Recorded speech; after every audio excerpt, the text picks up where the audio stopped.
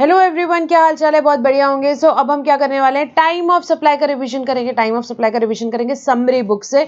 Summary book आपके पास नहीं है तो आप क्या कर सकते हो, डाउनलोड कर सकते हो। कहाँ से डाउनलोड करोगे समरी बुक? टेलीग्राम पे अवेलेबल है। और भाई वीडियोस अच्छे लग रहे हैं तो लाइक कर लो, सब्सक्राइब कर लो, अपने फ्रेंड्स के साथ शेयर कर लो, कमेंट्स कर लो, ठीक है। अब देखो, अपन टाइम ऑफ सप्लाई करेंगे। टाइम ऑफ सप्लाई में 3 सेक्शन है, सेक्शन 12, 13 एंड 14 अपन ने जैसे पढ़ा था, ठीक है।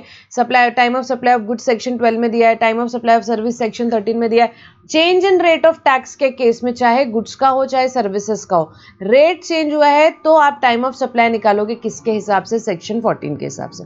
तीनों भी सेक्शंस पे एग्जाम में क्वेश्चन पूछते रहते हैं। Time of supply of service पे भी पूछते हैं, कभी गुड्स पे पूछ लिया। Change in rate of tax पे भी काफी बार एग्जाम में क्वेश्चन पूछते हैं।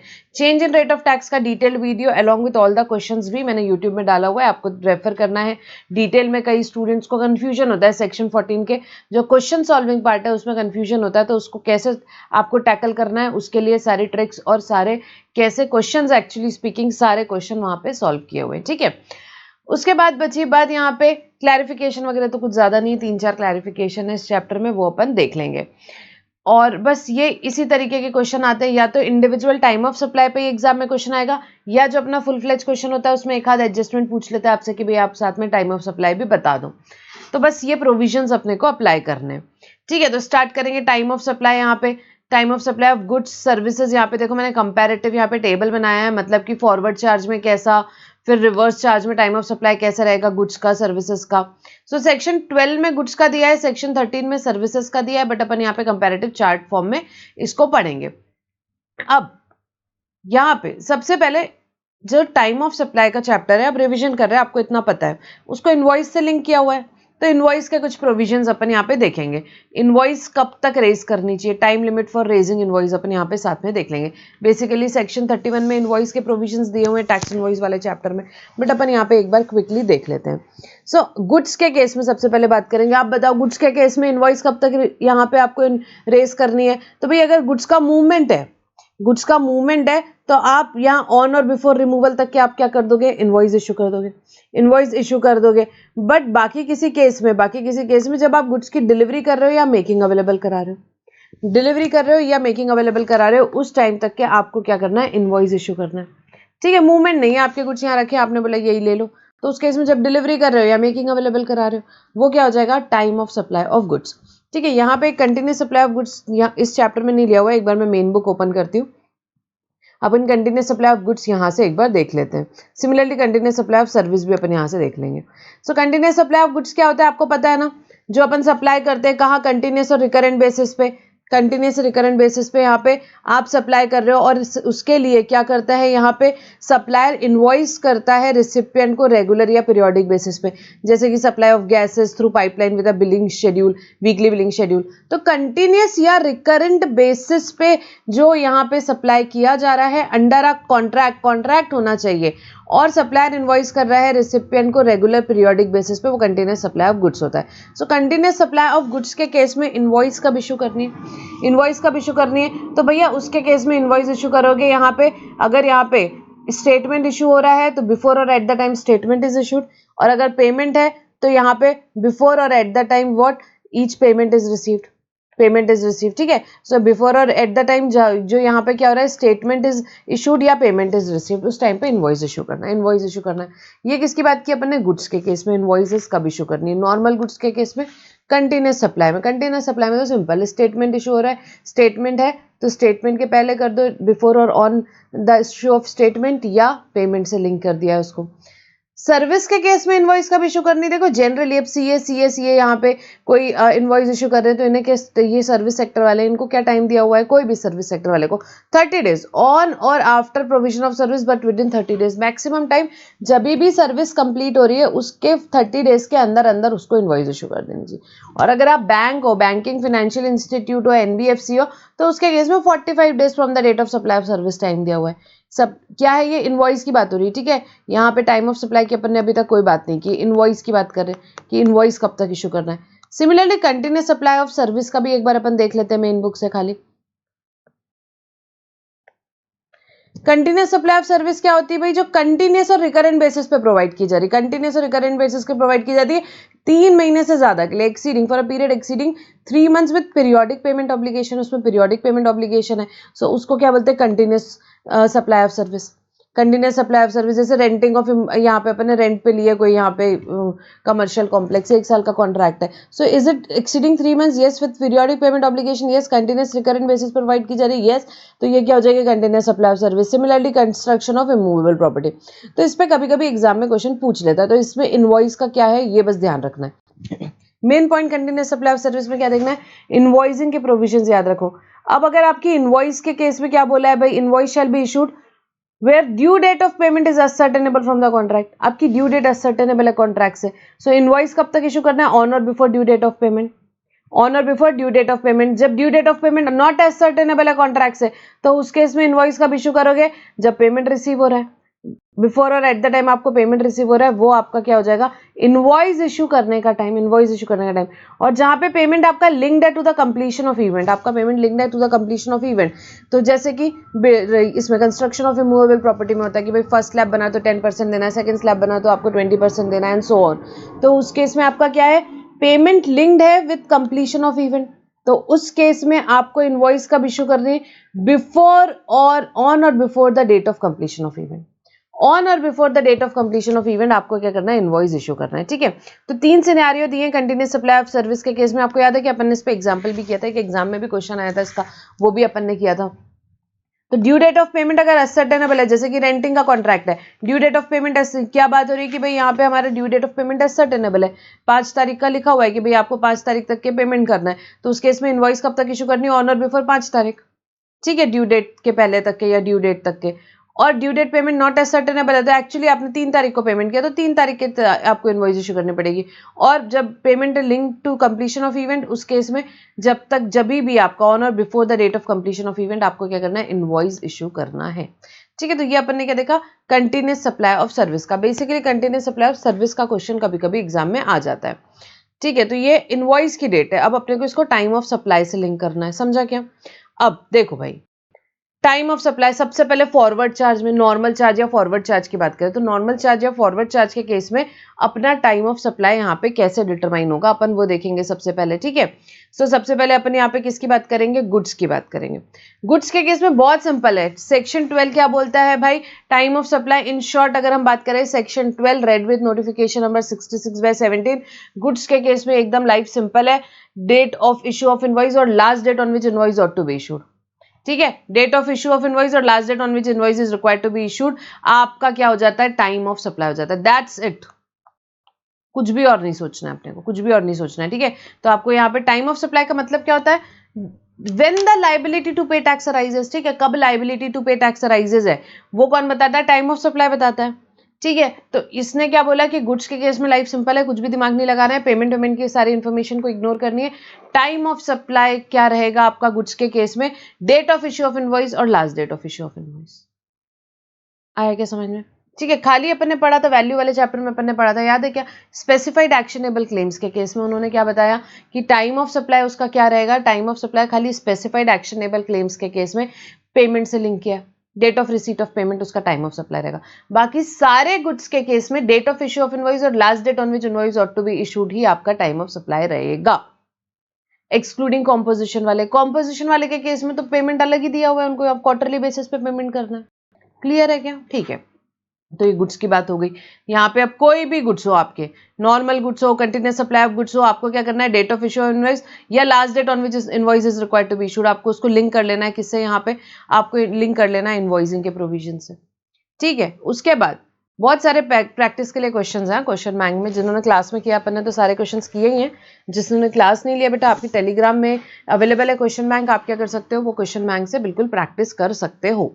उसके बाद सर्विस के केस में टाइम ऑफ सप्लाई कैसे बोला है कि भाई आपको देखना है इनवॉइस टाइम पे इशू करिए, अगर इनवॉइस टाइम पे इशू करिए, इनवॉइस टाइम पे इशू करिए, इनवॉइसिंग के जो प्रोविजंस दिए थे ना यहाँ पे कंटिन्यूस सप्लाई में, जहां भी इनवॉइस टाइम पे इशू करिए, तो date of issue of invoice or receipt of payment whichever is earlier, receipt of payment अपने को पता है क्या, बुक की एंट्री या बैंक की entry whichever is earlier, ठीक है। तो date of issue of invoice or receipt of payment whichever is earlier ले लो, अगर इनवॉइस टाइम पे इशू किया, इनवॉइस टाइम पे इशू नहीं किया, फॉर एग्जाम्पल नॉर्मल सप्लायर थे, 30 दिन में इनवॉइस इशू करना था, 50 दिन में इनवॉइस इशू किया, इनवॉइस टाइम पे इशू नहीं किया, तो उस केस में टाइम ऑफ सप्लाई क्या होगा, date of provision of service, जब सर्विस प्रोवाइड की, ठीक है, जब सर्विस आपकी कंप्लीट हो रही है वो हो जाता है date of provision of service, or receipt of payment whichever is earlier, receipt of payment whichever is earlier. Again payment का अपन जहां भी पढ़ेंगे बुक की एंट्री या बैंक की entry whichever is earlier. आया क्या समझ में? उसके बाद में अगर ये सब कुछ असर्टेनेबल नहीं है भाई, किसी रीजन से यहाँ पे कुछ भी असर्टन नहीं हो पा रहा है कि भाई इनवॉइस यहाँ पे कब इशू करी, पेमेंट कब आया, प्रोविजन ऑफ कुछ नहीं पता चल रहा है, तो उस केस में उन्होंने बोला कि सिंपल सी बात है, रिसिपिएंट अपनी बुक में कब रिसीट ऑफ सर्विस ले रहा है वही ले लो, कुछ भी नहीं है तुम्हारे पास तो क्या करोगे, रिसिपिएंट अपनी बुक्स में जब सर्विस ले रहा है तभी आप ले लो उसको टाइम ऑफ सप्लाई। उसके बाद अगर 1000 रुपए तक सप्लायर को ज्यादा रुपए आ गए, पैसे 1000 रुपए तक के ज्यादा आ गए, जो भी इनवॉइस में इंडिकेटेड है, यहाँ इनवॉइस में 15,500 होते हैं, उसको कितने आ गए, 16,000 रुपए आ गए, तो 500 रुपए एक्सेस जो आ गए, उसका टाइम ऑफ सप्लाई क्या ले लेंगे, जब ये 500 रुपए से रिलेटेड आगे इनवॉइस इशू होगा वो आप ले लोगे, ठीक है। टाइम ऑफ सप्लाई क्या बोला, at the option of supplier, supplier को ऑप्शन दिया कि इसका जब आप क्या करोगे, यहाँ पे इनवॉइस इशू करोगे आगे नेक्स्ट पेमेंट में, तो यहाँ पे नेक्स्ट साइकिल पे जब भी, तो उस टाइम पे इसका टाइम ऑफ सप्लाई ले लेना, ठीक है। अभी किसी ने 15,500 का बिल था, राउंड फिगर में 16,000 दे दिए, तो उन्होंने बोला कि ठीक है कोई बात नहीं, सप्लायर के पास ऑप्शन है, ये जो 500 रुपए है उसके लिए पेमेंट का इग्नोर कर देंगे, अप टू 1000 जो भी अमाउंट आता है उस केस में ये इसको इग्नोर कर दो, और जब आप वहां पे उसका इनवॉइस इशू करोगे उस टाइम उसका आप टाइम ऑफ सप्लाई ले लेना, ठीक है। उसके बाद ये तो फॉरवर्ड चार्ज की बात हुई, ठीक है। सो ये गुड्स का फॉरवर्ड चार्ज कहाँ दिया हुआ था, time of supply of goods in case of forward charge 12(2) में, time of supply of service in case of forward charge दिया हुआ था 13(2) में। अब आएंगे हम रिवर्स चार्ज के केस में। रिवर्स चार्ज का मतलब अच्छे से पता है, अभी अपन ने डिटेल डिस्कशन किया रिवर्स चार्ज का लास्ट वीडियो में। तो रिवर्स चार्ज में क्या बात होती है कि भाई रिवर्स चार्ज में रिसिपिएंट की लायबिलिटी होती है। अभी रिवर्स चार्ज का आप देख सकते हो, आपको अवेलेबल मिल जाएगा यूट्यूब पे क्या, रिवीजन वीडियो। सो रिवर्स चार्ज में क्या होता है, रिसिपिएंट की लायबिलिटी होती है टैक्स पे करने की। तो जब रिसिपिएंट की लायबिलिटी आती है तो भाई कब पे करेगा, डिपेंड करता है। गुड्स के केस में क्या है देखते हैं, 12(3) में दिया हुआ है। So time of supply of goods in case of reverse charge, date of receipt of goods, जब उसको गुड्स आए, जब उसको गुड्स आए, वो जैसे देखे थे अपन ने कैश ऑफ नट्स वाली बात थी, नॉट शील्ड पील्ड, एग्रीकल्चरलिस्ट से आ रहे रजिस्टर्ड पर्सन को, तो रजिस्टर्ड पर्सन को टैक्स पे करना है आरसीएम में, तो कब पे करेगा भाई, जब उसको गुड्स आए। First option, earlier of these 3 events, what, date of receipt of goods, date of payment, payment यहाँ पे जो भी है किसकी बुक में, in the books of recipient, recipient के एंगल से देख रहे हो तो अभी रिसिपिएंट की बुक्स में, या जब भी पेमेंट उसकी बैंक अकाउंट में डेबिट हो रहा है, जब भी पेमेंट उसके बैंक अकाउंट में डेबिट हो रहा है, या 31 day from the date of issue of invoice, या 31st day from the date of issue of invoice होगा, 31st डे हो जाएगा, ठीक है। सो तीनों में से जो भी क्या है भाई यहाँ पे अर्लियर है, अर्लियर है वो टाइम ऑफ सप्लाई होगा। Date of receipt of goods, date of payment जो भी रिसिपिएंट की बुक्स में यहाँ पे एंटर हो रहा है, या यहाँ पे क्या हो रहा है उसके बैंक अकाउंट में डेबिट हो रहा है, या 31 day from the date of issue of invoice, 31 day from the date of issue of invoice by the supplier, whichever is earlier. इन तीनों में से जो भी अर्लियर हो, इन तीनों में से जो भी अर्लियर होगा वो क्या हो जाएगा, time of supply of goods in case of reverse charge. Service का, सर्विस के केस में इन्होंने बोला कि भाई earliest of date of payment, जो भी एंटर हो रहा है यहाँ पे रिसिपिएंट की बुक्स में, या जो भी डेबिट हो रहा है, रिसिपिएंट है तो पेमेंट करेगा, जो भी डेबिट हो रहा है उसके बैंक अकाउंट में, विच एवर इज अर्लियर, तो डेट ऑफ पेमेंट ले लो, बुक की एंट्री या बैंक की entry, whichever is earlier, या 61 day from the date of issue of invoice. क्या लोगे, 61 day from the date of issue of invoice लोगे, जहां पे इनवॉइस कौन इशू कर रहा है, सप्लायर इशू कर रहा है, सप्लायर इशू कर रहा है। या ये तो बात हो गई, ये फर्स्ट 2 पॉइंट्स हो जाएगा अगर सप्लायर इनवॉइस इशू कर रहा है, तो सप्लायर इशू कर रहा है इनवॉइस तो। बट अगर इनवॉइस रिसिपिएंट इशू कर रहा है, इनवॉइस रिसिपिएंट इशू कर रहा है, तो उस केस में date of issue of invoice by the recipient in case where invoice is required to be issued by the recipient, तो उस केस में क्या हो जाएगा, या तो ये first point date of payment, या जब भी इनवॉइस इशू कर रहा है रिसिपिएंट। देखो इसमें 2 पॉइंट्स है, सप्लायर इनवॉइस इशू करेगा तो उस केस में क्या क्या रहेगा भाई, रिवर्स चार्ज के केस में जब सप्लायर इनवॉइस इशू कर रहा है तो उस केस में या तो डेट ऑफ पेमेंट ले लो रिसिपिएंट की बुक एंट्री या बैंक के हिसाब से, या जब भी सप्लायर इशू कर रहा है इनवॉइस उसके बाद 61st डे ले लो, 61st डे ले लो सप्लायर के इनवॉइस इशू होने का। सो सप्लायर के केस में ये दोनों में से whichever is earlier, whichever is earlier. But अगर रिसिपिएंट इनवॉइस इशू कर रहा है तो उस केस में डेट ऑफ पेमेंट, बुक की एंट्री या बैंक एंट्री, या यहाँ पे date of issue of invoice by the recipient, or invoice by the जिस दिन रिसिपिएंट इनवॉइस इशू कर रहा है वो, whichever is earlier, this or this, whichever is earlier. आएगा समझ में, दिस फर्स्ट पॉइंट और third point, which ever is earlier, अगर रिसिपिएंट इशू कर रहा है इनवॉइस। सो सबसे पहले देखना है रिवर्स चार्ज के केस में, सर्विस के केस में इनवॉइस कौन इशू कर रहा है, कौन इशू कर रहा है इनवॉइस, उस केस में उस हिसाब से देखेंगे। उस हिसाब से देखेंगे। देखो रिवर्स चार्ज में सप्लायर भी इनवॉइस इशू करता है, यहाँ पे रिसिपिएंट भी कर सकता है। रिसिपिएंट को कब करना होता है इनवॉइस इशू? जब सप्लायर कौन है? अनरजिस्टर्ड सप्लायर है। सप्लायर अनरजिस्टर्ड पर्सन है, रिसिपिएंट यहाँ पे रजिस्टर्ड पर्सन है, तो उसको यहाँ पे इनवॉइस इशू करना पड़ता है, उसको इनवॉइस इशू करना पड़ता है। ठीक है, अगर सप्लायर रजिस्टर्ड है तो फिर उस केस में रिसिपिएंट को इनवॉइस इशू नहीं करना पड़ता, बट सप्लायर अनरजिस्टर्ड है, रिसिपिएंट रजिस्टर्ड है, तो उस केस में रिसिपिएंट को क्या करना पड़ता है? इनवॉइस इशू करना पड़ता है। तो उस केस में आपको वैसे देखना पड़ेगा। ठीक है, आया क्या समझ में? अब नेक्स्ट, अब ये इन सारे केसेस में if the above events are not ascertainable, ये कुछ पता नहीं चल रहा है, ये कुछ पेमेंट की एंट्री नहीं पता है यहाँ पे। चलो समझ लो, जैसे गुड्स का एग्जांपल लेते हैं। यहाँ पे बोल रहा है कि भैया कब आए गुड्स, पता नहीं, पेमेंट क्या कैश में कर दिया, पता नहीं, इनवॉइस यहाँ पे कोई इशू हुई नहीं है। तो उस केस में गवर्नमेंट ने बोली कि क्या कर लो भाई, जब ये सारे इवेंट्स असर्टेनेबल नहीं है तो जो भी एंट्री कर रहा है रिसिपिएंट अपनी बुक्स में, रिसिपिएंट अपनी बुक्स ऑफ अकाउंट्स में जो भी एंट्री कर रहा है वही टाइम ऑफ सप्लाई ले लीजिए, वही टाइम ऑफ सप्लाई ले लीजिए। ठीक है, फिर इंपोर्ट कर रहे हो आप सर्विस किससे? आपके एसोसिएटेड इंटरप्राइजेस से आपने क्या किया? इंपोर्ट करी सर्विसेज। सो क्या लोगे आप? Date of entry in the books of recipient, recipient की बुक्स में जो डेट ऑफ एंट्री है वो ले लो, या date of payment whichever is earlier. किसकी बात हो रही है? एसोसिएटेड इंटरप्राइजेस से आप इंपोर्ट कर रहे हो, उस केस में आपकी बुक्स में जो भी आप एंट्री कर रहे हो यहाँ पे, मतलब रिसिपिएंट अपनी बुक्स में जो भी एंट्री कर रहा है, या date of payment whichever is earlier. Recipient को टैक्स पे करना है इस केस में रिवर्स चार्ज में। आया क्या समझ में? उसके बाद ठीक है, ये क्या हो गया? रिवर्स चार्ज का अपन ने पढ़ा। 12(3) में दिया हुआ है गुड्स का, 13(3) में दिया हुआ है सर्विसेज का। अब आ जाओ नेक्स्ट। अब यहाँ देखो 12(4) और 13(4) के प्रोविजंस कॉमन है, एक गुड्स की बात करता है, एक सर्विस की। क्वेश्चन जैसा भी आए, गुड्स का कंटेक्स्ट में आया तो गुड्स लिख देना, सर्विस के कंटेक्स्ट में आया तो सर्विस लिख देना। बात क्या है? सप्लाई या गुड्स या सर्विसेज कर रहे हो, अगर आपकी गुड्स या सर्विसेज जो भी identifiable eight the time of issue of voucher. ठीक है, आप क्या सप्लाई करने वाले हो? आपने वाउचर इशू किया, वाउचर इशू किया, आपको पता है उस टाइम पे कि भाई आपकी सप्लाई आइडेंटिफाइबल है, कि मतलब इसके अगेंस्ट आप यही ले सकते हो। आपको वाउचर दिया कहाँ का? फॉर एग्जाम्पल मेट्रो शूज का, उसके अगेंस्ट आप शूज ही ले सकते हो। तो उस केस में क्या बात हुई? आपकी सप्लाई आइडेंटिफाइबल है at the time of issue of voucher, तो उस केस में date of issue of voucher आपका क्या हो जाता है? टाइम ऑफ सप्लाई हो जाता है। बट आपकी आइडेंटिफाइबल नहीं है, आपकी आइडेंटिफाइबल नहीं है, आपको शॉपर स्टॉप वाले ने 5,000 का वाउचर दिया, कुछ भी खरीद लो, पर्स खरीद लो, शूज खरीद लो, यहाँ पे कुछ भी खरीद सकते हो, वॉचेस खरीद लो, कुछ भी खरीद सकते हो। तो उस केस में क्या हो जाएगा? Date of redemption of voucher आपका टाइम ऑफ सप्लाई हो जाएगा। Date of redemption of voucher आपका टाइम ऑफ सप्लाई हो जाएगा। समझ में आया क्या वाउचर्स के केस में टाइम ऑफ सप्लाई कैसे निकालना? उसके बाद time of supply of goods and services in residual cases. Residual cases, यहाँ पे रेसिडुअल एंट्री बना के रखी हुई है, वो याद है इन्वेस्टिगेशन वाला अपन ने क्वेश्चन किया था कि भाई कुछ भी नहीं पता चल पा रहा है, तो उस केस में भाई जो रेसिड्यू केसेस बच गए, रेसिड्यू एंट्री दी हुई है कि भाई अब कहीं कुछ नहीं हो पा रहा है, ऊपर कहीं भी आप नहीं निकाल पा रहे हो टाइम ऑफ सप्लाई, तो आपका यहाँ पे क्या बोला? यहाँ पे आ जाओ 12 सबसेक्शन 5 में गुड्स के लिए, 13 सबसेक्शन 5 में सर्विस के लिए। मतलब जहां पे periodical return is required to be filed, तो due date of filing such return ले लो, नहीं है तो फिर date of payment of tax ही ले लो, ultimately date of payment of tax ही ले लो। ठीक है, ये क्या है? रेसिडरी केसेस में क्या है? टाइम ऑफ सप्लाई है, यहाँ पे टाइम ऑफ सप्लाई, इस पर रेयरली कभी पूछता है एग्जाम में।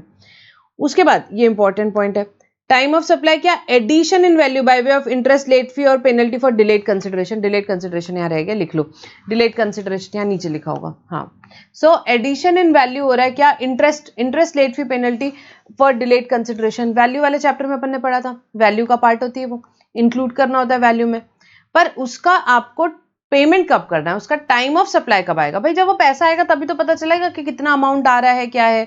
ठीक है, गुड्स अपन ने सप्लाई कर दिया है, कोई बोला मैं पेमेंट करता हूँ, हमने बोला ठीक है 15 दिन में कर लेना, तो कोई इंटरेस्ट पेनल्टी नहीं लगेगी। वो आया ही 3 महीने बाद, तो अपन ने इंटरेस्ट पेनल्टी लगाई, तो वो इंटरेस्ट पेनल्टी का जो टाइम ऑफ सप्लाई है वो क्या आएगा?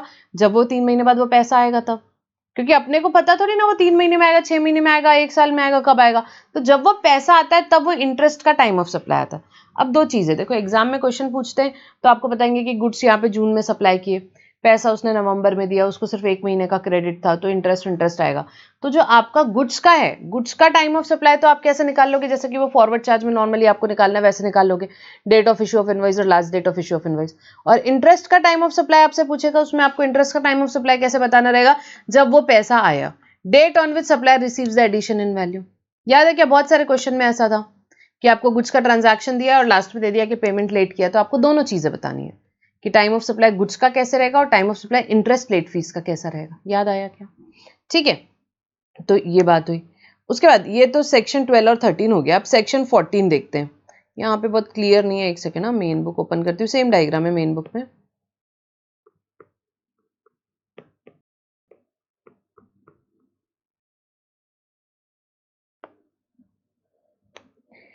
Change in rate of tax, change in rate of tax, ठीक है, सेक्शन 14। अब इसमें 3 चीजें हैं, क्या? Issue of invoice, supply of goods या रिसीट ऑफ पेमेंट। क्या बात हो रही है? आप इनवॉइस कब इशू कर रहे हो, सप्लाई कब कर रहे हो गुड्स, या रिसीट ऑफ पेमेंट। तीनों में से 2 इवेंट्स आपके जहां है वो वहां का रेट ले लेंगे। 2 इवेंट आपके बिफोर चेंज इन रेट है तो ओल्ड रेट लग जाएगा। 2 इवेंट्स आपके क्या है, आफ्टर चेंज इन रेट है तो न्यू रेट लग जाएगा। कौन कौन से? इनवॉइस का इशू, सप्लाई का और रिसीट ऑफ पेमेंट। 2 इवेंट्स आपके पहले हैं तो ओल्ड रेट, 2 इवेंट्स आपके बाद में है तो न्यू रेट। That's it. याद है कि अपन ने देखा था? जैसे कि फॉर एग्जांपल देखो, सप्लाई आपका बिफोर है, इनवॉइस आपका बिफोर है, रिसीट ऑफ पेमेंट आपका आफ्टर है। तो 2 इवेंट्स बिफोर हैं तो ओल्ड रेट लग जाएगा, ओल्ड रेट लग जाएगा। तो आप देखो अब यहाँ पे अपन कैसे लिंक करते हैं उसके बाद में, रेट लेने के बाद में कि भाई टाइम ऑफ सप्लाई क्या रहेगा। तो टाइम ऑफ सप्लाई तो या इनवॉइस से लिंक होगा या पेमेंट से। सो इस केस में इनवॉइस से लिंक हो जाएगा, date of issue of invoice. ठीक है, सेकेंड केस अपन देखेंगे, इसमें सप्लाई आपका बिफोर है, रिसीट ऑफ पेमेंट आपका बिफोर है, पर आपका इनवॉइस आफ्टर है, इनवॉइस आफ्टर है। तो 2 इवेंट बिफोर है तो आपका क्या लगेगा, ओल्ड रेट लग जाएगा। सो अगेन पेमेंट से लिंक करेंगे, ठीक है, क्योंकि अपने सिर्फ इनवॉइस या पेमेंट से लिंक करते हैं टाइम ऑफ सप्लाई को। So date of receipt of payment के दिन में जो रेट रहेगा वो अपने को लेना पड़ेगा, ठीक है। Date of receipt of payment होगा आपका टाइम ऑफ सप्लाई मतलब। फिर उसके बाद में सप्लाई आपका बिफोर है, इनवॉइस और पेमेंट आपका आफ्टर है, तो उस केस में date of issue of invoice or receipt of payment whichever is earlier, whichever is earlier आपका क्या हो जाएगा, टाइम ऑफ सप्लाई हो जाएगा, ठीक है। और क्योंकि 2 इवेंट्स आफ्टर है तो न्यू रेट ले लोगे, न्यू रेट ले लोगे। सिमिलरली आपका यहाँ पे क्या क्या था अपना, सप्लाई इनवॉइस और पेमेंट, ठीक है, सप्लाई इनवॉइस और पेमेंट। आपका यहाँ पे सप्लाई क्या है, आफ्टर है, इनवॉइस क्या है आपका यहाँ पे आफ्टर है, पेमेंट बिफोर है। तो इस केस में अपन आफ्टर वाला रेट ले लेंगे, न्यू रेट लेंगे। और न्यू रेट में अपन क्या लेंगे, अगेन इनवॉइस से लिंक करेंगे ना, जो है यहाँ पे तो इनवॉइस से लिंक करेंगे, date of issue of invoice, ठीक है। जिस साइड में भी आ रहा है उसमें या तो इनवॉइस पेमेंट जो भी आ रहा है उससे लिंक करना रहेगा। दोनों आ रहे हैं तो विचएवर इज अर्लियर। अब यहाँ पे सप्लाई आपका आफ्टर है, पेमेंट आपका आफ्टर है, इनवॉइस आपका बिफोर है, तो आप आफ्टर मतलब न्यू रेट लोगे। रेट किसका ले लोगे भाई, पेमेंट का लोगे, date of receipt of payment का। फिर आपका सप्लाई आपका आफ्टर है, इनवॉइस आपका बिफोर है, पेमेंट आपका बिफोर है। तो इन केस में दोनों चीजें बिफोर है, दोनों चीजें बिफोर है, तो इन दोनों का जो भी अर्लियर है, date of issue of invoice or receipt of payment whichever is earlier, वो क्या हो जाएगा, टाइम ऑफ सप्लाई। अपने को क्वेश्चन में लिखना पड़ता है रेट क्या लग रहा है, टाइम ऑफ सप्लाई क्या है, तो वो दोनों चीजें अपने को बतानी है। सो इस तरीके के क्वेश्चन एग्जाम में आते हैं, बहुत सारे क्वेश्चन क्वेश्चन बैंक के। जैसे मैंने आपको बताया इसका एक वीडियो भी अवेलेबल है, 1-2 क्वेश्चन प्रैक्टिस करने तो कर लो। तो अब ये जो अपन ने 6 पॉसिबिलिटीज देखी, इसमें से कोई भी पॉसिबिलिटी पे एग्जाम में क्वेश्चन आ सकता है, या इस तरीके का क्वेश्चन आ सकता है जिसमें सारी पॉसिबिलिटीज दी है। तो अपने को उस हिसाब से बताना पड़ेगा कि भाई टाइम ऑफ सप्लाई क्या रहेगा और रेट क्या रहेगा, ऐसे ही क्वेश्चन आते हैं इसमें, ठीक है। चलो वापस आ जाओ, वापस से मेन बुक पे, सॉरी समरी बुक पे। नेक्स्ट अब ये हो गया अपना सेक्शन 12, 13, 14 हो गया अपना। अब अपन आएंगे सेक्शन 12 किसका था, time of supply of goods. Section 13 time of supply of service. Section 14 change in rate of tax के केस में चाहे गुड्स का हो चाहे सर्विसेज का हो, 12 और 13 नहीं लगेगा, सेक्शन 14 लगेगा। 2 इवेंट्स जहां पे होंगे वो वाला रेट लग जाएगा, ठीक है। उसके बाद ये हो गए सेक्शंस। अब इसके बाद थोड़े मोटे क्लैरिफिकेशन है वो फटाफट देखते हैं। Time for payment of tax in case of JDA in real estate sector, joint development agreements के केस में कि भाई आप क्या कर रहे हो, डेवलपमेंट राइट दे रहे हो, अगला आपको क्या दे रहा है, कंस्ट्रक्शन सर्विसेज, या आप कंस्ट्रक्शन सर्विसेज दे रहे हो, अगला आपको क्या दे रहा है, डेवलपमेंट राइट दे रहा है। तो उस केस में टाइम ऑफ सप्लाई क्या रहेगा, तो उन्होंने बोला सब कुछ इग्नोर करो, सिंपल सी बात है। उस केस में टाइम ऑफ सप्लाई क्या रहेगा, व्हेन द पोजेशन और right in property is transferred by land owner by entering into conveyance deed और सिमिलर इंस्ट्रूमेंट। जब भी कन्वेंस डीड या सिमिलर इंस्ट्रूमेंट में एंटर हो रहे हो, जब भी मतलब फॉर एग्जांपल जैसे कि अलॉटमेंट लेटर अगर है तो अलॉटमेंट लेटर, और यहाँ पे क्या हो रहा है, यहाँ पे इशू हो रहा है, date of issue of allotment letter, वही आपका क्या हो जाएगा, टाइम ऑफ सप्लाई हो जाएगा। Next clarification on time of supply of payment of GST and spectrum usage services. किसकी बात हो रही है, स्पेक्ट्रम यूसेज सर्विसेज की बात हो रही है, ठीक है। तो स्पेक्ट्रम यूसेज सर्विसेज में देखो क्या होता है भाई, टेलीकॉम ऑपरेटर जो होते हैं बिड करते हैं स्पेक्ट्रम राइट से गवर्नमेंट से। Who is the service provider, government. Who is the service recipient, telecom operator. तो टेलीकॉम ऑपरेटर आरसीएम पे जीएसटी पे करेगा, सिंपल बात है, ठीक है। गवर्नमेंट जब भी बिजनेस एंटिटी को देती है, बिजनेस एंटिटी टैक्स पे करती है अंदर आरसीएम। अब इसमें 2 तरीके से पेमेंट होता है, एक अपफ्रंट अमाउंट पे होता है, ठीक है, या यहाँ पे डेफर्ड पेमेंट की फैसिलिटी होती है, तो डेफर्ड पेमेंट कई सालों में होता है। तो यहाँ पे क्लैरिफिकेशन किसके लिए आया भाई, क्या बोला उन्होंने, जो डेफर्ड पेमेंट है वो क्या है, कंटिन्यूस सप्लाई ऑफ सर्विस है। क्यों, क्योंकि अंडर अ कॉन्ट्रैक्ट है with periodic payment obligation for a period exceeding 3 months है। तो इसको क्या मानो, उन्होंने बोला स्पेक्ट्रम एलोकेशन सर्विसेज को आप इसको मान लो सबसे पहले तो क्या, continuous supply of service. Deferred payment वाले केस में आप इसको कंटिन्यूस सप्लाई ऑफ सर्विस मान लो। सेकंड बात है कि इनवॉइस कब इशू करना है, तो भाई कंटिन्यूस सप्लाई ऑफ सर्विस के केस में कैसे करते हैं, इस केस में हमेशा ड्यू डेट ऑफ कॉन्ट्रैक्ट, ऐसे इनके कॉन्ट्रैक्ट ही ऐसे बनते हैं स्पेक्ट्रम यूजुअल सर्विसेज के, कि due date of payment is ascertainable from the contract. ठीक है, सो आपकी इनवॉइस कब इशू हो जाएगी, ऑन और before due date of payment as per contract, on और before due date as per the contract. ठीक है, अब टाइम ऑफ सप्लाई कब आएगा, तो पहले डेफर्ड पेमेंट का देखते हैं, उसके बाद अपफ्रंट अमाउंट का देखेंगे। सो डेफर्ड पेमेंट में उन्होंने बोला कि भाई जीएसटी आप कब पे कर दो, when the each instalment is due और पेड, और कर लो, आर आ गया वहां। सो डेफर्ड पेमेंट के केस में उन्होंने क्या बोला भाई, कंटिन्यूस सप्लाई ऑफ सर्विस है और आप इसका कैसे कर दो, टाइम ऑफ सप्लाई क्या आ जाएगा, जब भी हर एक इंस्टॉलमेंट ड्यू हो रही है या पे कर रहे हो, which ever is earlier, due हो रही है या पे कर रहे हो, विच एवर इज अर्लियर, आपका टाइम ऑफ सप्लाई यहाँ पे आ जाएगा। बट अगर पूरा का पूरा अपफ्रंट अमाउंट एक बार में कर रहे हैं तो जीएसटी कब पे करोगे, when the payment is due और मेड, जब भी पेमेंट यहाँ पे ड्यू है या made, which ever is earlier, आपका क्या हो जाएगा, टाइम ऑफ सप्लाई हो जाएगा। सिंपल सी बात है। ठीक है, आया क्या समझ में, क्यों पेमेंट इज ड्यू है उस टाइम पे क्या होता है, last date of issue of invoice हो जाएगी, आप इनवॉइस तब तक इशू करनी है आपको इनवॉइस के प्रोविजन के हिसाब से। सो बेसिकली अपन पढ़ते हैं ना time of supply of service में कि भाई इनवॉइस टाइम पे इशू की हुई है तो क्या हो जाएगा, यहाँ पे date of issue of invoice हो जाता है और रिसीट ऑफ पेमेंट हो जाता है। तो व्हेन द, जब इसका पेमेंट ड्यू हो रहा है तभी यहाँ पे इसकी इनवॉइस भी ड्यू हो रही है, और एक्चुअल में जब पेमेंट कर रहे हैं विच एवर इज अर्लियर। ठीक है, which ever is earlier. So in simple words में आप याद रख लो, वैसे देखा जाए तो, कि अपफ्रंट अमाउंट के केस में आपको टाइम ऑफ सप्लाई कब रखना है, जब भी पेमेंट ड्यू है या मेड है, which ever is earlier. Deferred payment के केस में क्या है, जब भी आपकी इंस्टॉलमेंट ड्यू और paid which ever is earlier. समझा क्या। ठीक है, तो spectrum usage services not important from exam point of view basically. उसके बाद टाइम ऑफ सप्लाई किसकी बात कर रहे हैं यहाँ पे, नेशनल हाईवे प्रोजेक्ट वाली जो बात है यहाँ पे, HAM कॉन्ट्रैक्ट्स जो होते हैं, hybrid annuity mode, hybrid annuity model की अपन बात करेंगे। तो भाई HAM जो कॉन्ट्रैक्ट्स होते हैं, ठीक है, उसमें क्या बात होती है कि इसमें दोनों चीज़ों का कॉन्ट्रैक्ट होता है, कंस्ट्रक्शन का भी कॉन्ट्रैक्ट होता है, अपन ने पढ़ा था कंस्ट्रक्शन का भी कॉन्ट्रैक्ट है, एंड ONM मतलब ऑपरेशन और मेंटेनेंस का भी होता है। ठीक है, 15 साल 17 साल तक के चलता है कि भाई यहाँ पे आपने हाईवे बना भी दी और आप उसका ऑपरेशन मेंटेनेंस कर रहे हो अगले 15-17 साल तक के। तो एक सिंगल कॉन्ट्रैक्ट है, दोनों चीजें कवर कर रहा है, construction plus operation and maintenance. ठीक है, अब इसमें यहाँ पे कैसे बात होती है, certain bid cost is receive during construction period, कुछ अमाउंट तो कंस्ट्रक्शन पीरियड में आ जाता है, और बाकी का जो पेमेंट है डेफर्ड पेमेंट होता है, 15-17 साल में वो पैसा आता है, 15-17 साल में वो पैसा आता है। तो इस केस में payment for each instalment is to be made after specific period और ऑन कंप्लीशन ऑफ इवेंट। इसमें पेमेंट कैसे लिंक होती है, ये वाले कॉन्ट्रैक्ट्स कैसे होते हैं कि इनके पेमेंट या तो एक स्पेसिफिक पीरियड के हिसाब से बने हुए रहते हैं या कोई इवेंट कंप्लीट होगा उसके हिसाब से, कंप्लीशन ऑफ इवेंट जो भी कॉन्ट्रैक्ट में उसके हिसाब से होता है। ठीक है, इसको भी क्या बोला, continuous supply of service. Obviously देख लो आप, डेफर्ड पेमेंट है, पीरियोडिक पेमेंट ऑब्लिगेशंस है, for a period exceeding 3 months है, तो इसको भी कंटिन्यूस सप्लाई ऑफ सर्विस बोला। और अब इन्होंने क्या बोला, अब इसमें आपको देखना पड़ेगा कि क्या इनवॉइस टाइम पे इशू हो रही है। अगर इनवॉइस टाइम पे इशू हो रही है तो उस केस में टाइम ऑफ सप्लाई क्या हो जाएगा, date of issue of invoice or receipt of payment whichever is earlier. If invoice is issued कब तक के, ऑन और बिफोर स्पेसिफाइड डेट या date of completion of event जो भी कॉन्ट्रैक्ट में लिखा है। तो अगर इनवॉइस इसके हिसाब से इशू हो रही है तो date of issue of invoice or receipt of payment whichever is earlier. But आपकी इनवॉइस टाइम पे इशू नहीं हो रही है यहाँ पे, if the invoice are not issued on और बिफोर स्पेसिफाइड पीरियड या कंप्लीशन ऑफ इवेंट, उस केस में date of provision of service or receipt of payment whichever is earlier.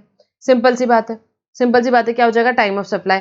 ठीक है, और जो इंटरेस्ट आता है यहाँ पे, ठीक है, the annuity instalment payable from NHI which में इंक्लूड इंटरेस्ट कंपोनेंट, इंटरेस्ट को क्या बोला, वैल्यू में इंक्लूड करो एज पर 15(2)D, जो इंक्लूजन है उसके हिसाब से वैल्यू में इंक्लूड करो। सो बेसिकली HAM कॉन्ट्रैक्ट्स भी क्या है, यहाँ पे contract continuous supply of service के कॉन्ट्रैक्ट है। यहाँ पे इनवॉइस अगर टाइम पे इशू हो रही है तो date of issue of invoice or receipt of payment whichever is earlier आपका हो जाएगा time of supply. Invoice time पे इशू नहीं हो रही है तो उस केस में date of provision of service or receipt of payment whichever is earlier आपका टाइम ऑफ सप्लाई हो जाएगा। सिंपल सी बात है। नेक्स्ट क्लैरिफिकेशन किस पे आया, TDR FSI long term lease के टाइम ऑफ सप्लाई की बात किया। ठीक है, तो ये पार्ट याद है कि अपन ने RCM वाले चैप्टर में देखा था, RCM प्लस एग्जेम्पशन से रिलेटेड पार्ट। अब एक टाइम ऑफ सप्लाई भी इसमें ऐड कर लेंगे। तो अभी जो अपन पढ़ेंगे basically RCM plus exemption plus time of supply, तीनों चीजें यहाँ पे। तो कोई भी पर्सन यहाँ पे इसको ट्रांसफर कर रहा है TDR यहाँ पे किसको, फॉर एग्जाम्पल प्रमोटर को, या FSI की बात करें तो, या लॉन्ग टर्म लीज, ठीक है। तो कोई भी पर्सन ट्रांसफर कर रहा है यहाँ पे क्या TDR FSI long term lease यहाँ पे प्रमोटर को, तो उस टाइम पे क्या हो जाती है, एग्जेम्प्ट हो जाती है, एग्जेम्पशन है इस पे, उस टाइम एग्जेम्प्ट हो जाती है। पर कंडीशन क्या रहती है उसमें कि आपको क्या करना है, जो भी फ्लैट्स आप इससे बना रहे हो, जो भी फ्लैट आप इससे बना रहे हो उसको क्या करना है, सेल करना है बिफोर कंप्लीशन सर्टिफिकेट और first occupation which ever is earlier. पूरा सेल कर दिया तो कोई दिक्कत की बात ही नहीं है। बट अगर आपके फ्लैट्स कुछ अनसोल्ड रह गए, जैसे कि अपन ने समझा कि 7 नंबर का और 8 नंबर का फ्लैट अपना अनसोल्ड है, तो उस केस में उन्होंने क्या बोला कि भाई अब इस पे टैक्स पे करना पड़ेगा, टैक्स पे करना पड़ेगा। और टैक्स कौन पे करेगा, प्रमोटर पे करेगा, प्रमोटर पे करेगा, जो भी प्रोपोर्शनेट वैल्यू आती है उस हिसाब से यहाँ पे टैक्स पे करेगा प्रमोटर अनबुक्ड फ्लैट्स पे, अनबुक्ड फ्लैट्स पे प्रमोटर को टैक्स पे करना रहेगा। ठीक है, प्रोपोर्शनेटली यहाँ पे टैक्स पे करना रहेगा। कब, यहाँ पे अगर ये फ्लैट्स बिकते नहीं है आपके, कब तक, कंप्लीशन सर्टिफिकेट या first occupation which ever is earlier तक, तो उस केस में प्रमोटर को यहाँ पे टैक्स पे करना रहेगा। अब ये बात है कि ये टैक्स कब पे करना रहेगा, तो गवर्नमेंट ने यहाँ पे क्लैरिफिकेशन बोला टाइम ऑफ सप्लाई में कि ये टैक्स आप कब पे करोगे, tax on such supply can be paid in the tax period in which earlier of completion certificate of first occupation occur or any earlier period. ठीक है, यहाँ पे लिख लो, ये मिस हो गया है। सो आपको टैक्स कब तक पे करना है, जब भी कंप्लीशन सर्टिफिकेट या फर्स्ट ऑक्यूपेशन आता है विच एवर इज अर्लियर, इन दोनों में से जो भी पहले आता है तब तक टैक्स पे करना है, या अगर आप उसके पहले पे करना चाहते हो तो पे कर दो, कोई दिक्कत की बात नहीं, दिक्कत की बात नहीं। ठीक है, तो ये वाला पूरा पोर्शन अपन ने पढ़ा था, अभी कभी पढ़ा था हमने, अभी जब हम RCM पढ़ रहे थे। अब यहाँ पे नेक्स्ट क्लैरिफिकेशन देखेंगे, किस पे आया, वाउचर्स पे आया। भाई वाउचर्स पे आया तो सिंपल सिंपल सी बातें देखते हैं फटाफट इसको क्विकली। अच्छा, अगर वाउचर अपने को क्वेश्चन में दिया है कि वो प्रीपेड इंस्ट्रूमेंट है रिकॉग्नाइज्ड बाय RBI, ठीक है, अगर क्वेश्चन में दिया रहेगा प्रीपेड इंस्ट्रूमेंट है कि नहीं, तो अगर वाउचर प्रीपेड इंस्ट्रूमेंट है रिकॉग्नाइज्ड बाय RBI, तो उस केस में उसको मनी मान लिया जाएगा। मनी क्या होता है भाई, neither goods nor service, neither goods nor service. ठीक है, सो यहाँ पे क्या हो जाएगा भाई, जो ट्रांजैक्शन इन वाउचर रहेगा that will also be treated neither supply of goods nor supply of service. कब की बात हो रही है, जब वाउचर प्रीपेड इंस्ट्रूमेंट यहाँ पे है रिकॉग्नाइज्ड बाय RBI, तो वो उस केस में मनी हो जाएगा, money neither goods nor service. So यहाँ पे क्या हो जाएगा, वाउचर का transaction is neither supply of goods nor supply of service. दूसरी सिचुएशन आती है कि जब वाउचर नहीं कवर्ड है as prepaid instrument recognised by RBI, जब आपका voucher is not covered as prepaid instrument recognised by RBI, तो उस केस में उसको मनी तो नहीं मान सकते, मनी नहीं मान सकते, पर उसको क्या मानेंगे, एक्शनेबल क्लेम मानेंगे। क्या मानेंगे, एक्शनेबल क्लेम मानेंगे। पर ये स्पेसिफाइड एक्शनेबल क्लेम नहीं है, स्पेसिफाइड एक्शनेबल क्लेम तो अपने वो छह ही थे, lottery, batting, gambling, casino, horse racing, online money gaming. तो ये स्पेसिफाइड एक्शनेबल क्लेम नहीं है, ये क्या है, एक्शनेबल क्लेम है। और एक्शनेबल क्लेम अपन ने देखा था शेड्यूल 3 में, शेड्यूल 3 में क्या होता है, neither supply of goods nor supply of service. So transaction in voucher भी यहाँ पे भी क्या हो जाएगा, neither supply of goods nor supply of service. So दोनों भी केस में, चाहे वो प्रीपेड इंस्ट्रूमेंट हो रिकॉग्नाइज्ड बाय RBI चाहे ना हो, दोनों भी केस में ट्रांजैक्शन इन वाउचर क्या होगा, neither supply of goods nor supply of service. जो ट्रांजैक्शन इन वाउचर है वो ना सप्लाई ऑफ गुड्स है ना सप्लाई ऑफ वाउचर सर्विस है, जो आप यहाँ पे वाउचर का ट्रांजैक्शन कर रहे हो, वाउचर दे रहे हो। परंतु यहाँ पे कोई गुड्स जो सप्लाई किए जाते हैं वाउचर के अगेंस्ट एज अ कंसिडरेशन, वो टैक्सेबल है, डेफिनेटली वो टैक्सेबल है। अब दूसरा क्लैरिफिकेशन, यहाँ दूसरी इशू आया क्या, कि जो वाउचर का ट्रीटमेंट यहाँ इन्होंने बताया डिस्ट्रीब्यूटर सब डिस्ट्रीब्यूटर एजेंट्स के केस में, तो वाउचर दो तरीके से यहाँ पे बात होती है, डिस्ट्रीब्यूट होते हैं basically through distributor sub distributor agents. पहला तो on principal to principal basis, principal to principal basis, तो उस केस में transaction in voucher again neither supply of goods not supply of service, it's pure trading of voucher, it's pure trading of voucher, neither supply of goods nor supply of service. So in short, voucher distribution on principal to principal basis, there is no GST, neither supply of goods nor supply of service.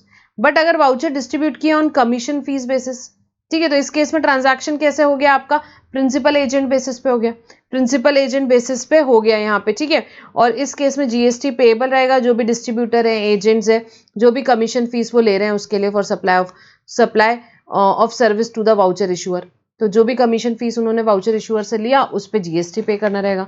So voucher distribution on commission fees GST is applicable. कोई additional services दे रहे हैं यहाँ पे, what will be the GST treatment, additional service जैसे कि advertisement, को branding, marketing, promotion, whatever, उसके लिए चार्जेस लिए, technology support, customer support, additional services पे GST लग जाएगा एप्लीकेबल रेट्स पे, एप्लीकेबल रेट्स पे। एंड लास्ट में ब्रेकेज का क्या ट्रीटमेंट रहेगा ना, what do you mean by breakage, जो अनरिडीम वाउचर रहेंगे उसको बुक्स ऑफ अकाउंट में वो कैसे लेते हैं, अनरिडीम वाउचर है, ठीक है, तो वो जो अनरिडीम वाउचर है, अनयूज्ड वाउचर है, उसको at the end of expiry period क्या लिया जाएगा, उसका ट्रीटमेंट क्या अकाउंट किया जाएगा जाएगा as a breakage, statement of income में आ जाएगा। भाई 10,000 रुपए के मैंने वाउचर इशू किए थे, लोग आए ही नहीं, क्लेम ही नहीं किया, तो मेरी इनकम हो गई, तो वो क्या हो जाएगा, ब्रेकेज हो जाएगा, ब्रेकेज हो जाएगा। बट उसको भाई क्या नहीं मानना है, वो कोई कंसिडरेशन नहीं है कोई सप्लाई की, उसके अगेंस्ट कुछ सप्लाई हुआ ही नहीं है, तो उसको कंसिडरेशन नहीं मान सकते और वो टैक्सेबल नहीं होगा, वो जीएसटी में टैक्सेबल नहीं है। ठीक है ना, उसको आपको मानना है कुछ ऐसा भी आप नहीं मान सकते, monetary value of fact, forbearance in respect of in response to, ये सब कुछ भी नहीं मान सकते। ठीक है, तो उन्होंने क्लियर क्या बोला, ब्रेकेज अगर कभी अपने को क्वेश्चन में दिया है तो it is not supply, it is not consideration, और उस पर जीएसटी नहीं लगेगा, उस पर जीएसटी नहीं लगेगा। ठीक है, तो इन शॉर्ट ये अपन ने बहुत ही क्विकली क्या किया, वाउचर का देखा हमने इस चैप्टर में। जैसे मैंने बताया क्लैरिफिकेशंस वगैरह बिल्कुल इंपॉर्टेंट नहीं, व्हाट इज इंपॉर्टेंट यार, सेक्शन 12, 13, 14 आपको अच्छे से करना है। ठीक है, क्लैरिफिकेशन अपन ने क्विकली देख लिया। And practical questions question bank में हैं, आपको प्रैक्टिस करने हो तो आप वहां से कर सकते हो, बट अभी सिर्फ रिवीजन कर रहे हो तो this is more than sufficient. And यहाँ पे हमारा लेक्चर कंप्लीट होता है। वीडियो अच्छा लगा है तो लाइक करो, सब्सक्राइब करो and share with your friends summary book as well as the video series. So will stop our discussion over here. Thank you for now.